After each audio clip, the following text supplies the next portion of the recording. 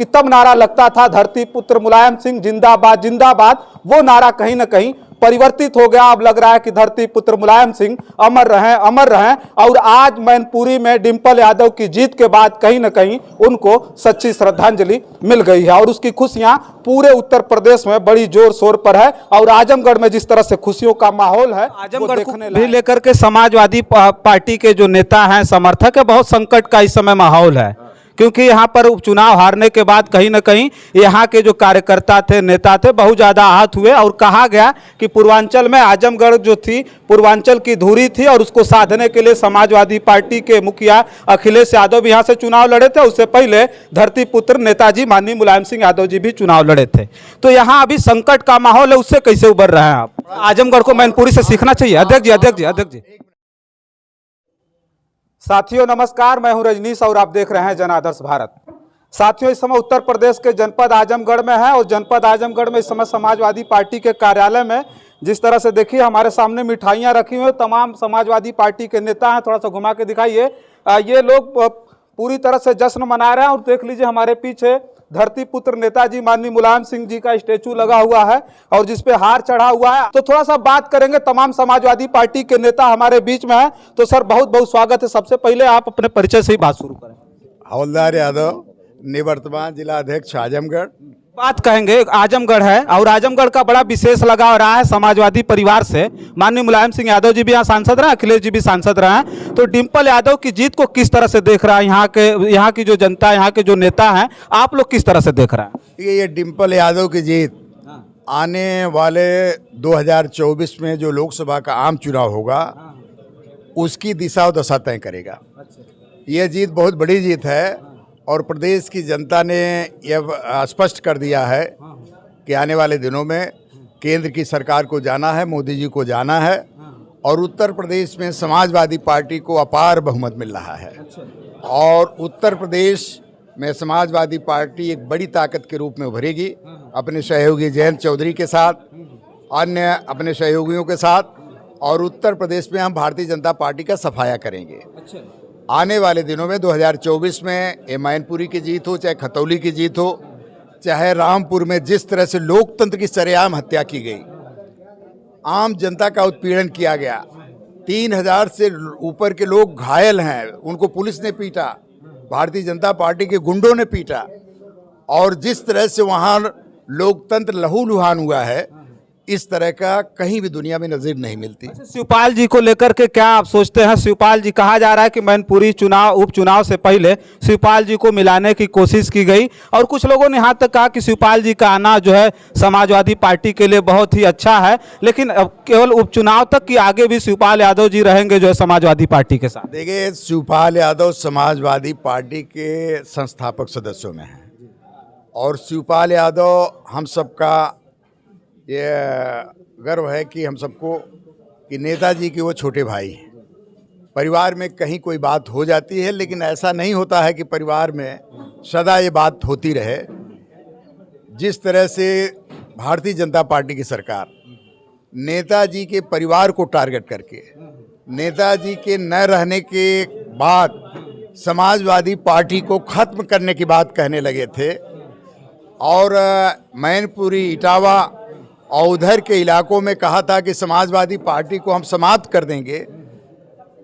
आज मैं निश्चित तौर पर शिवपाल यादव को बहुत बहुत धन्यवाद देना चाहूँगा कि आपने इस बात को समझ करके कि आज सवाल है मैनपुरी के अस्तित्व को बचाने का, सवाल है समाजवादी पार्टी की ताकत को बचाने का, सवाल है नेताजी ने जिस पार्टी को अपने खून पसीने से सींच करके इतनी बड़ी पार्टी बनाया जिसकी 4 बार की सरकारें हैं, ऐसी पार्टी को निश्चित तौर पर आपने ताकत देने के लिए और मजबूत बनाने के लिए नेताजी के मृत्यु के बाद, नेताजी के महाप्रयाण के बाद जो आपने फैसला किया है, आप बहुत स्वागत है। और निश्चित तौर पर उनके आने के बाद समाजवादी पार्टी बहुत मजबूत पार्टी बनकर उभरी है और हम लोग मिलकर के भारतीय जनता पार्टी के जो दमनकारी नीतियां हैं, जो जनहित विरोधी, जन विरोधी कार्य हैं, जो किसानों का उत्पीड़न हो रहा, नौजवानों को नौकरी नहीं मिल रही है, महंगाई बढ़ती जा रही है, खाद नहीं मिल रही है, पानी नहरों में नहीं आ रहा है, बिजली नहीं आ रही है, जो जल समस्याएं हैं उसको लेकर के समाजवादी पार्टी आने वाले दिनों में संघर्ष करेगी। और भारतीय जनता पार्टी जो जन विरोधी काम कर रही है, लोकतंत्र विरोधी काम कर रही है, संविधान विरोधी काम कर रही है, निश्चित पर हम खड़े होकर के उसका मुकाबला करेंगे। अच्छा, आजमगढ़ को भी लेकर के समाजवादी पार्टी के जो नेता हैं, समर्थक है, बहुत संकट का इस समय माहौल है, क्योंकि यहाँ पर उपचुनाव हारने के बाद कहीं ना कहीं यहाँ के जो कार्यकर्ता थे, नेता थे, बहुत ज़्यादा आहत हुए। और कहा गया कि पूर्वांचल में आजमगढ़ जो थी पूर्वांचल की धुरी थी, और उसको साधने के लिए समाजवादी पार्टी के मुखिया अखिलेश यादव भी यहाँ से चुनाव लड़े थे। उससे पहले धरती पुत्र नेताजी माननीय मुलायम सिंह यादव जी भी चुनाव लड़े थे। तो यहाँ अभी संकट का माहौल है, उससे कैसे उबर रहे हैं आप? कोई संकट नहीं है। चुनाव में हार जीत होती रहती है, और जो बाई इलेक्शन हम लोग हारे उसमें निश्चित तौर पर हम लोगों की कुछ कमियां रह गई। अब वो इसको मान रहे हैं कि कमियां रही? निश्चित तौर पर हम, आप जिम्मेदार पर्सन हैं। हम बिल्कुल मान रहे हैं। अच्छा। हम लोगों की कमियों की वजह से यहाँ पर समाजवादी पार्टी को हार का मुख देखना पड़ा। अच्छा। जनता चाहती थी कि समाजवादी पार्टी जीते। अच्छा। लेकिन हम लोग उस तरह का काम नहीं कर पाए कि वोटों को हम लोग पोलिंग तक नहीं ले जा पाए। अच्छा। और जिसके कारण समाजवादी पार्टी को हार का मुख देखना पड़ा। आजमगढ़ को मैनपुरी से सीखना चाहिए। अध्यक्ष जी एक मिनट, ये हार हमको सबक दे दी है। अच्छा। और आने वाले दिनों में जो नेताजी का व्यक्तित्व था, जो कृतित्व था, जो नेताजी का आज पूरे देश में जिस तरह के नेताजी के बारे में चर्चा हो रही, उनके विकास की, उनकी संस्कृति की, उनके द्वारा किए गए तमाम जनहित के कार्य, देश हित में, राष्ट्र हित में जो काम किए, आज उन कामों को लेकर के आजमगढ़ में भी समाजवादी पार्टी मजबूत है। हमारे 10 MLA हैं। एक उपचुनाव में 4-5 हज़ार वोटों से हार जाना समाजवादी पार्टी की ताकत का अंदाजा इससे नहीं लगाया जा सकता। आने वाले लोकसभा चुनाव 2024 में यहाँ दोनों सीटें, आजमगढ़ संसदीय क्षेत्र और लालगंज संसदीय क्षेत्र, दोनों सीटें जीत करके समाजवादी पार्टी की झोली में डालेंगे। अच्छा, मैनपुर से सीख लेने की जरूरत है आजमगढ़? मैनपुरी से सीख लेना चाहिए हमको। हम तो कहते हैं हमारी कमी की वजह से आज आजमगढ़ हारे हैं, और हम सीख लेंगे। और सीख के बाद आजमगढ़ जो समाजवादी पार्टी का गढ़ रहा है, वह गढ़ हमेशा रहेगा। 24 को किस तरह से देखते हैं अध्यक्ष? 24 देश में बड़ा परिवर्तन होने जा रहा है। किसान परिवर्तन चाह रहा है, बेरोजगार परिवर्तन चाह रहा है, महंगाई की वजह से आम गरीब आदमी परिवर्तन चाह रहा है। आज जो हालात है कानून व्यवस्था की, आज जिस तरह से कानून व्यवस्था ध्वस्त होती जा रही है, एक जात विशेष के लोगों को प्रश्रय देके दूसरी जात के लोगों को मुकदमे के नाम पर या अन्य किसी काम के नाम पर उनको फर्जी मुकदमों में फंसाकर जेलों में डाला जा रहा है, घरों पर बुलडोजर चलाए जा रहे हैं। इस तरह की स्थिति शायद कहीं भी आज तक हिंदुस्तान में नहीं हुई थी।